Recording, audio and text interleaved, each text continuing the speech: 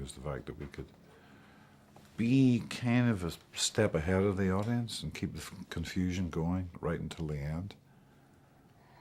And it's kind of rare in films nowadays, you know, to be on top of an audience, to be ahead of an audience. You know, everybody, movie-going audiences, kids, they're so savvy now to what's happening in films. They can't intellectually describe what's happening, but they know it, if it's false or if it's true or whatnot, you know. So I think we're, what I've been hearing so far is that we're ahead of the audience, which is always great.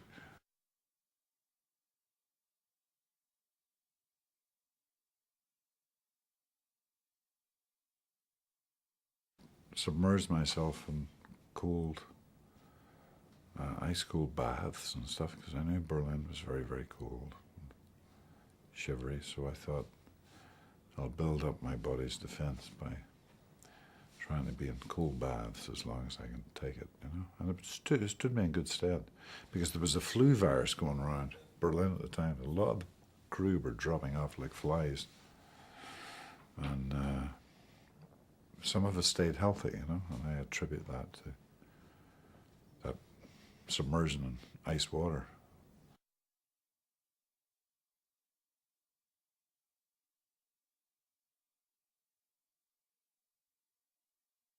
Yeah, we did some improv stuff. So like, he'd go, John would go, Liam, we have to do this real quick. We have to.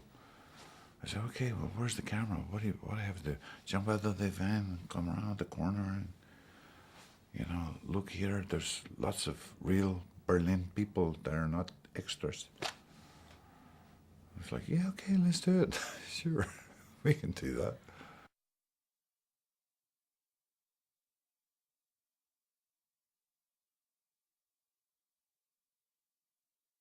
Mother Nature and Berlin play a huge character in the movie, as you saw.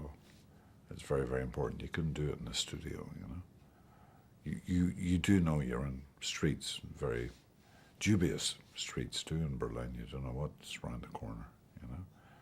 And a set can't quite create that, you know.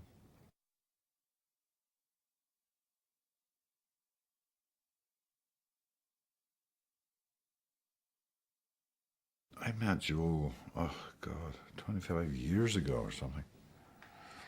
And the thing I always remember about him, and I've heard horror stories about him before and since, is I went up for a part in one of the movies he was casting, and he came in to his office an hour late. I'm sitting there sweating bullets, and he